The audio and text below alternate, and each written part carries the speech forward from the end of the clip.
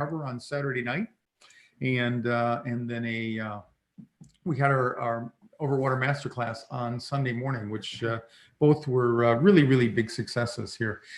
This is our weekly Fearless Flight Live show on Facebook for anybody who is afraid to fly, who knows somebody to fly, or who is just interested in airplanes. And tonight, Kep Merrick is on the road again, and so he won't be joining us. We do have a special guest that we're going to bring in here in just a few minutes. We want to remind you, if you are not a member of following us on Facebook or a member of our Birds of a Feather group, please consider going over and logging into facebook.com/FearlessFlight, and then go over into groups and join our Facebook Birds of a Feather group. And we got a growing group, bigger every week.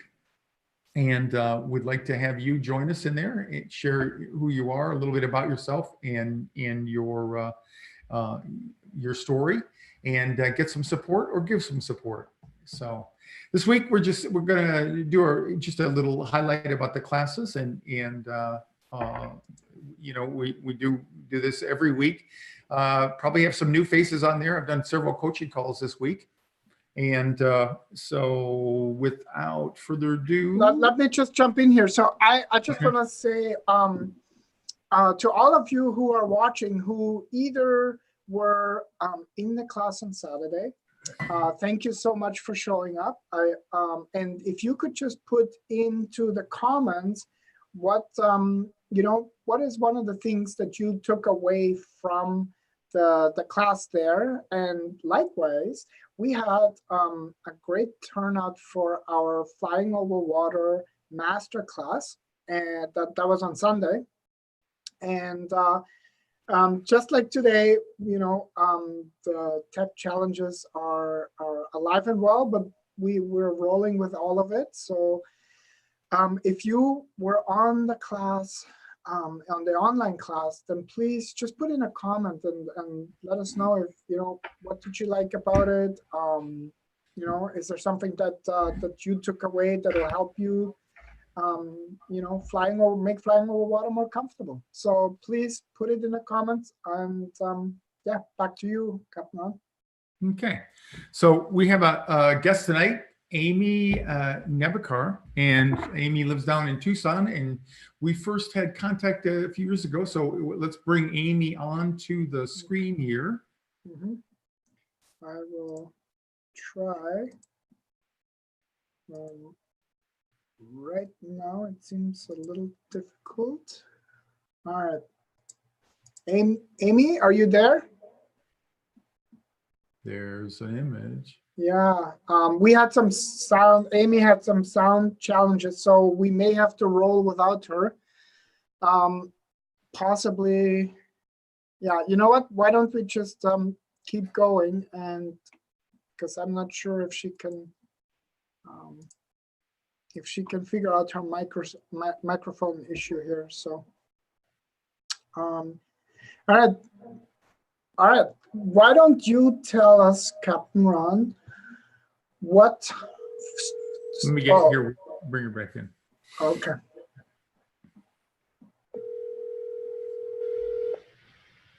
Hello?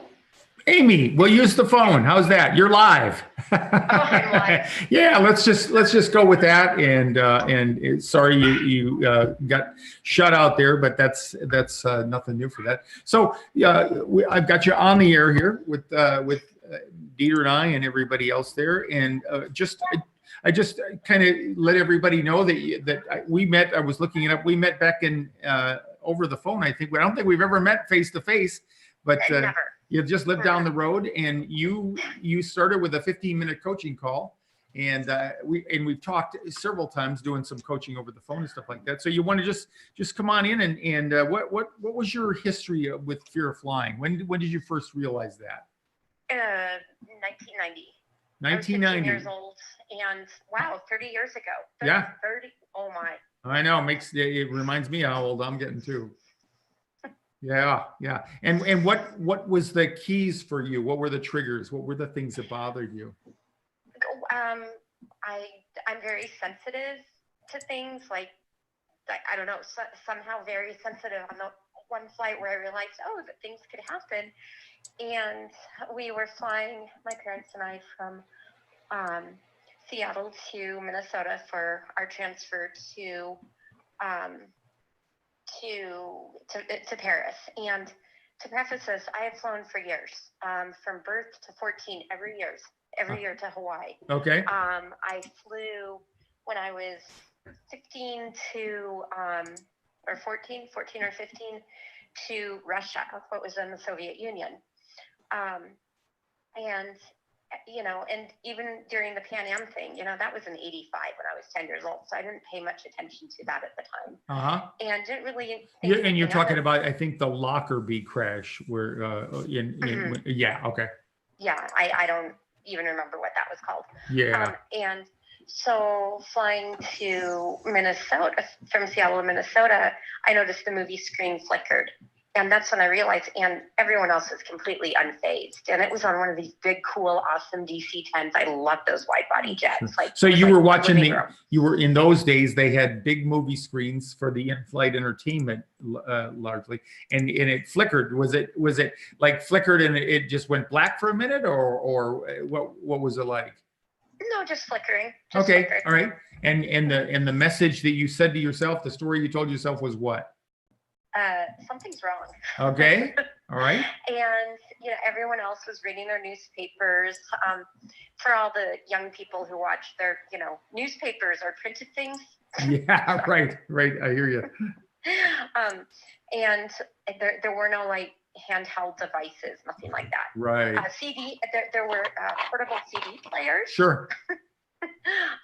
Anyway, but then the captain came on, and he said, well, ladies and gentlemen, I have good news and bad news. The good news is the bad news is we lost an engine. The good news is we still have one working and we will land. And so instead of Minnesota, we landed in Michigan, in Detroit. In Detroit, so, okay. And then my parents and I got on a plane the next day and flew to Paris. Okay. So, and then of course since then, and then after that, but that's when everything started for me. And so we'll just go back just a minute. So when he said we've lost an engine, you were on a DC-10, right? Mm-hmm. Okay, so you had two left because they had three. Mm-hmm. And do you remember in that moment, do you remember being worried, or did you just pretty much go with the flow and didn't think too much about it? Yeah, well, I remember being worried. Okay. But I don't remember after that. You know, I think I'm pretty sure. You know, there's a picture of me on the airplane. Yeah. Flying to Paris, me and my friend, and we had our feet up and you know, those masks over our eyes to dark, you know, so everything would be dark. And yeah, sleeping mask. So that leads me to believe I slept all the way there. Yeah. Yeah. But you know, so much fear since then. You know. Yeah. So you actually got on the flight to Paris the next day, then, huh? Yes. Yeah. Okay. Yeah. But you don't remember any particular issues being on the flight over or the flights back home? No, I don't. Okay. No. And then okay. And I don't. And then you know, I didn't take any Valium then. But then when I was going to boarding school, my junior and senior year of high school, a couple of years later, I had to take several Valium at a time to the point I was almost carried off one time. Okay. And a flight attendant asked my dad, do you realize how much Valium she takes? He's like, yeah, I do. And then flash forward to, you know, got married and flew for my honeymoon. And I was scared then, flew, you know, back east for a reunion when I was 6 months pregnant with our son. And then last time I flew up until this last December was 2011 to Tennessee. Okay. So when you were flying, mostly medications when you fly. Yeah. And again, the from the time you were on the DC-10 and you lost an engine and you went on to Paris and back, and then after that, how long was it between the flights then when you got back from Paris and then you flew next about? Do you remember? Oh, well, let's see. So Paris was summer of 1990. And then at that point, and then my parents had a timeshare in Arizona. So January of 1991, and Okay. so So just you- constantly. So you still flew regularly then, but was the next flight after you got back from Paris or Europe? Was that when you first noticed or really noticed that your fear of flying was kicking in then? Yeah. Mhm. Okay. Okay. Yeah. And do you remember do you remember any things that triggered you? Like, was it more about the mechanics of flying, or what was it that you Heights. heights, fear of Heights. heights? Okay. Mhm. And what was the story around that you told yourself? A fear of, just it's not in my control, that I felt safer on the ground. Okay. So. Okay. And then I think you said like many moms for sure is when they become parents, then sometimes the fear, if you weren't afraid, sometimes people can trace their fear back to those days, or if you were afraid, it seems to increase in intensity after that. Yeah, and especially, after I had my oldest, my dad passed on 2 months after I had my oldest. And then a year and a half later, my mom passed on. So intertwined with this was a fear of death and dying, a fear of the unknown, a fear of losing those close to me, and then not wanting to lose my own family, at any given point. Yeah. And, it could happen anytime. I could walk out and something could happen to one of them in a room right next door, Right. So does that make you cautious about a lot of things in life, or do you notice it just no, just when it comes, okay, all right, just when it comes really to flying. Well, I guess kind of being separated from them in general, but not as much so anymore. Sure. Okay. Working on anxiety as a whole it's a never-ending process, Yeah, exactly. It takes work. Yeah. So. And so what did you do that might be helpful to people out there listening? Well, okay. So do you want me to flash forward to December? Sure. Okay. So having said all this, my husband entered a lottery system along with 20,000 other people, and we were drawn for 5 spaces to go see the National Christmas Tree Lighting Ceremony. Wow. I want you to buy me a lottery ticket, okay? Or him? No. He didn't enter the lottery. He didn't. It wasn't for money. It was for 5 spaces. No, I know. But I was just going to borrow his luck for the lottery. Oh, I know. And so this is really a once in a lifetime thing. Sure. And now, previous to this, I think the last time I had talked to you was like a year and a half ago when we were supposed to go somewhere, but then time and finances and everything, it all fell through. So, so of course I called you the beginning of November and I said, oh my gosh, I cannot back out of this. And you gave me a great idea, which was calling Tucson International Airport, the airline that I was flying with, which was Southwest, and calling the ticket counter. I called them. And I explained my fear of flying and said, okay, look, we're flying out in December. On this day, will you have a static plane? And do you want to explain to your viewers and your listeners what a static plane is? Well, just, during the day, I'm sure, I think you probably went out there you went out there the same day of your flight? No, about 4 days beforehand. 4 days before, but even during the day, even though the planes are coming in and going out, sometimes they'll have an airplane that's parked on the gate for a couple hours between the time they arrive and then they go back out. And if you call the airline, particularly if you're flying on them, and you say, "Hey, I've got issues with flying, stuff like that. Any chance that I could spend a little time in the airplane?" And I think that's what you did then. Yes, and I talked with a gate agent supervisor, and he got me on a static plane that was there at 4 a.m, which had been there overnight. And my oldest son went with me for support, and he got free airline snacks out of it. And wow.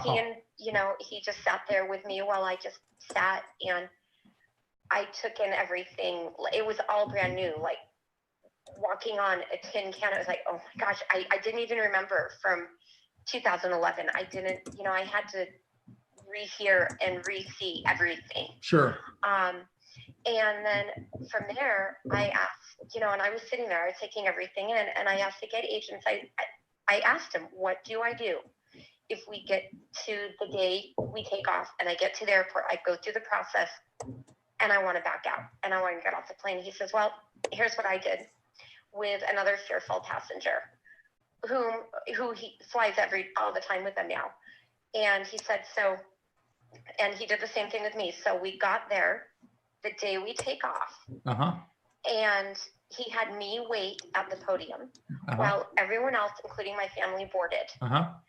Then he came and got me after all the stragglers, and he boarded me. The flight attendant met me at the entrance to the plane, and she walked me to my seat while another flight attendant closed the door. Okay.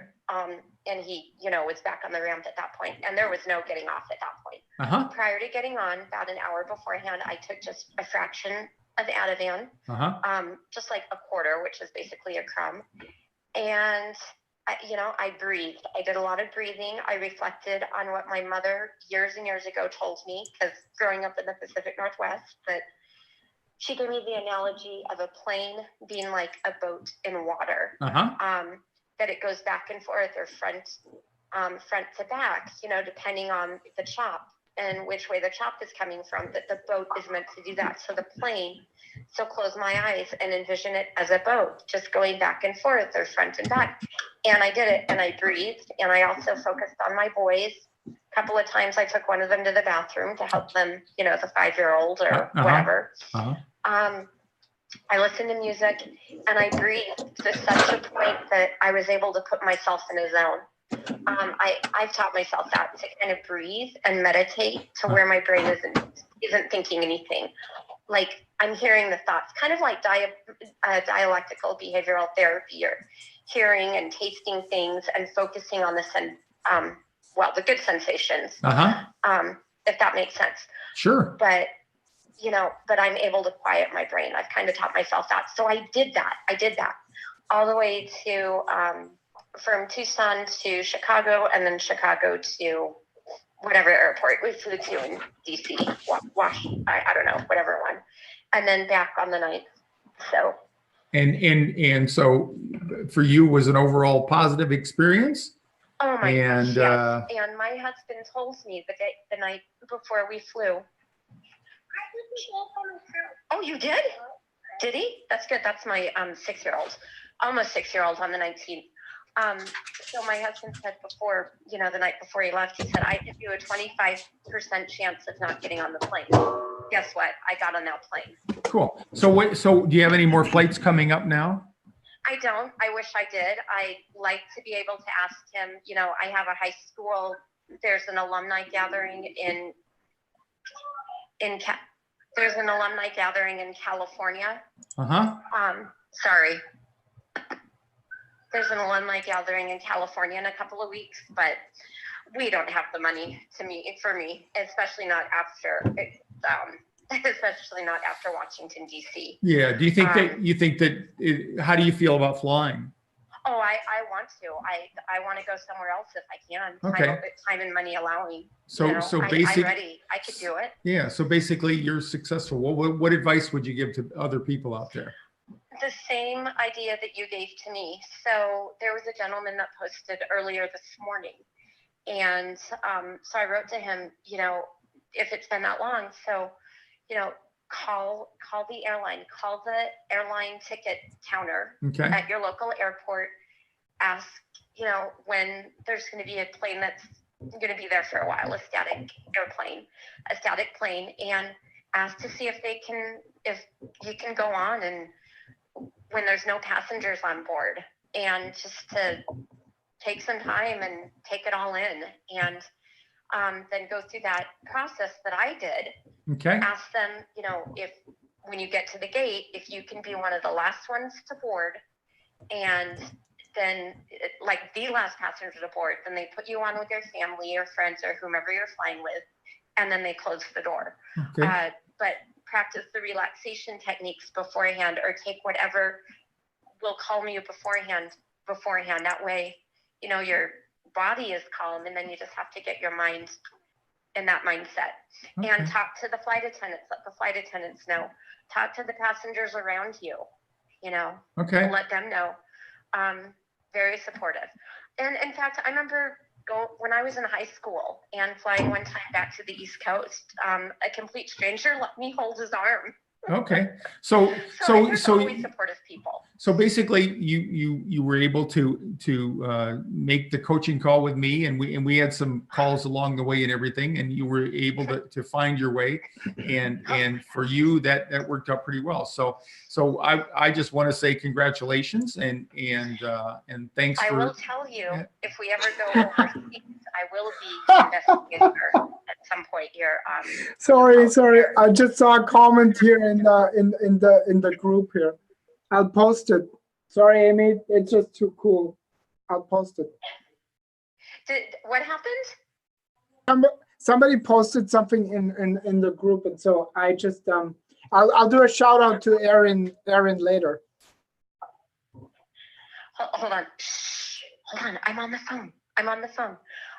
Would you two like to talk to my son, who went with me for support? Yeah, maybe just a quick word about because he got to go to the Space Museum, right? Yeah. Just a quick word about what was it like flying with you, and what was it like having you join everybody? Okay, hold on. My husband and son are doing their radio thing for their science fair project.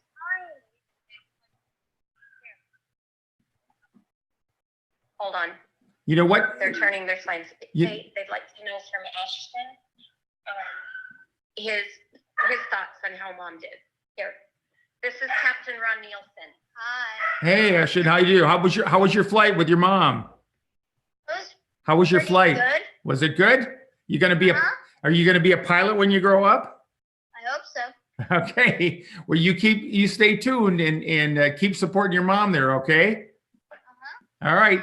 Thanks to you and thanks, Amy, for joining us tonight. And we wish you the best and hope you can make a lot more flights in the future. Okay. Oh, I do too. All right. Have a good. Very ready. Yeah. Thanks a lot, and have a great night. Okay. Okay. You too. Thank you. Bye-bye. Okay. Bye-bye. Okay. I'm not sure. Sorry for that outburst, but somebody in another Fear of Flying group posted basically it's a shot out of the airplane, and there's a skydiver, and he's holding up a sign, and it said, "I was your pilot." Funny. Nice. That was just too cool. So yeah. Before we go on, I wanna make a big shout out. Hey, Aaron, if you're still on, give me a thumbs up. Aaron has been a veteran Fear of Flying Cleared for Takeoff 101 student, and she came to the class on Saturday, and she was kind enough to do the live stream for us from the airplane. If you would like to see it, make sure that you join our Birds of a Feather Facebook group, and I think I can pin the live stream as well. But it was just a really great time on the stationary airplane that Amy mentioned, and actually Captain Ron did a great meditation, and we heard from one of the managers at Southwest, that they're very open and accommodating to people who identify as needing some extra support. So go make sure and join our group if you haven't already. And if I can find it, I'll actually I already posted the link to join here. So just tap on it and yeah. Yeah, the one thing that I think I'll draw from Amy's experience is that the one thing that I took away from it is she points out the contrast that I said last Sunday, you can't solve an inner problem with an outer solution. So if you noticed, her focus was she had some issues about not being familiar with the airplanes anymore because she hadn't flown in about 8 years and all that. But what she did was she found her way through meditation and being more mindful. And that's evidence. I had a coaching student that I was talking to earlier today, and she you know, when we do the 15-minute calls, this was a regular paid coaching call, but we came together in a 15-minute coaching call. And the first thing I'm going to ask people, or ask you out there, is what is it that bothers you? Because there's two basic categories that trigger people. One is if it's something that you think about and it triggers your anxiety. Another one is the automatic part of our body. And I've mentioned this recently, but you know, this part of the brain that regulates our fight or flight response is like a smoke detector. And like a smoke detector, you know, I ask people, what does a smoke detector do? And people have to think about it, but it detects smoke. And so if, you know, it doesn't care, you know, it doesn't care whether it's burnt toast or whether it's smoke coming off of a fire on top of out of a skillet on top of your stove. It sends the same alert. And that's very much akin to what the amygdala, this part of the brain that acts as our own personal smoke detector. And so one of the techniques that I've offered people to identify how you decide where you want to proceed, because you have to treat both triggers. You have to, if you have triggers that cause thinking and you think, what if, and fill in the blank with the worst possible outcomes. Or if you just have a general feeling. And so what I recommend to people is, if you just notice that your fear is just overwhelming anxiety and emotions and feelings inside, then it's probably the amygdala. It's your smoke detector that's triggering you. If you have thoughts about, you know, what's going to happen if I lose an engine, what's going to happen on takeoff, what happens if the pilots you know, get into turbulence or something like that, then that creates the likelihood of more of a protocol for learning and educating yourself about that. And of course, everybody comes together at the bottom there. You know, fear flying sucks, no matter what kind of triggering you get to. So as you heard when Amy talked about that, she found that mostly for her, it was an inner sense in doing meditation to calm herself down. And it's a combination that our next class is for the one-on-one class in Phoenix is coming up on March 7th. And we're having our next Clifford Takeoff 201 class and 301 class series coming up on April 25th. And those classes will be posted. I think Dieter is working on this week. He'll come on and talk about that before we go here. If anybody else has got any questions or comments out there, we'll take a moment here just to check for that, and we'll talk about any other announcements that Dieter might have, and we'll call it a night. Yeah, no, I don't. One thing that I do want to do, I'm gonna put in the link to our research study, and because we have almost a nationally representative number of people that have taken our survey. And so if you haven't taken the survey yet, I'm gonna put the link into the comments and also into the post afterwards. And we're gonna do a free webinar talking about the results, and the only cost is you have to complete the survey.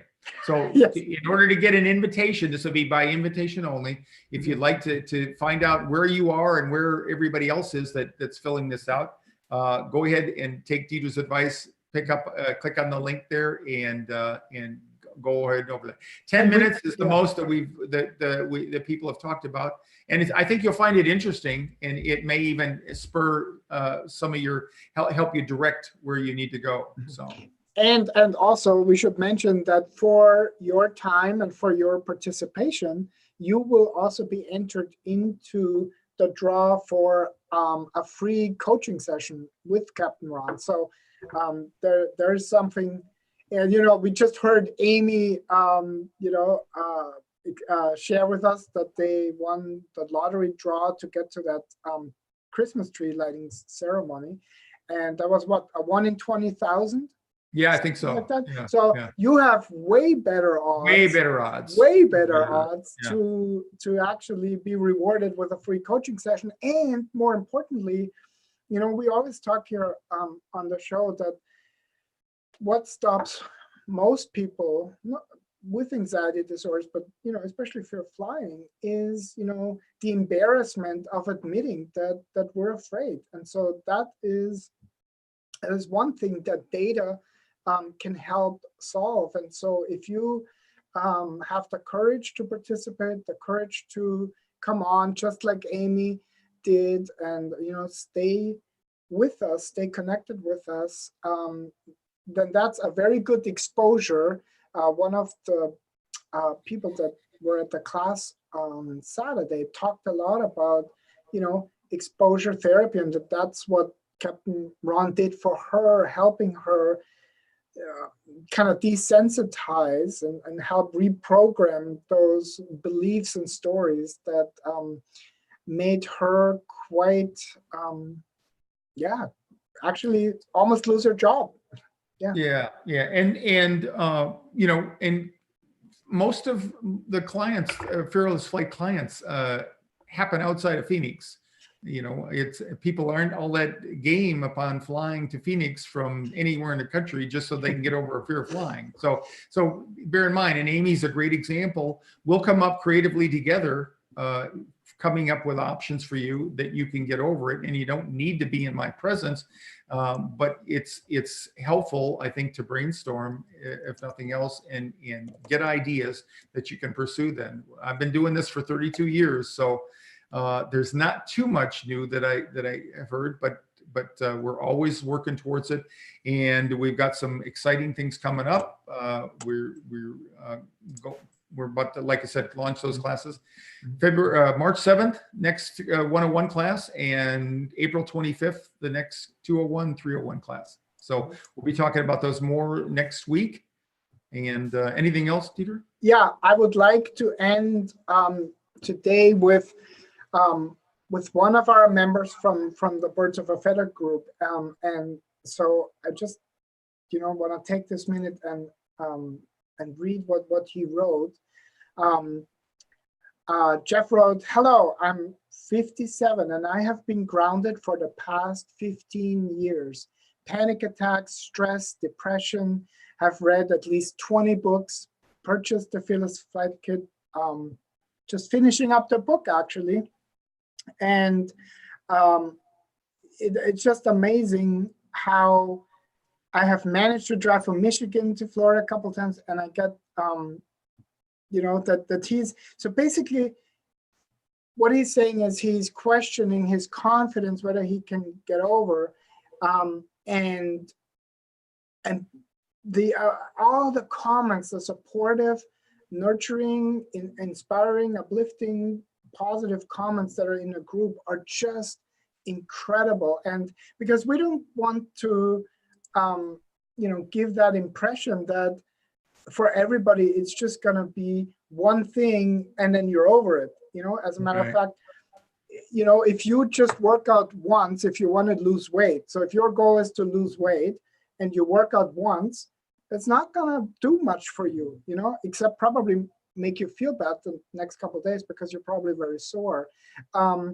So it is a process, and it is definitely something that we have to ease into in order to succeed, because the beating yourself up over the fact that you're afraid to fly and that you're embarrassed and that you're letting people down and all of that, you have done that, on average. We can tell you that from our study. On average, the fearful flyers that were submitting the survey were afraid to fly for about 10 years.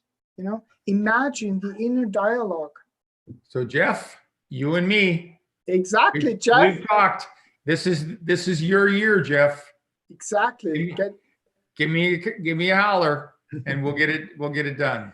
But that's really what I wanted to share, because it's so powerful to be with a group of people that get you, and to be with a group of people that support you. And we have other examples, but for that you got to join the group, and you can read through it yourself. All right. So everybody, thanks again, and we'll be back next week with another episode.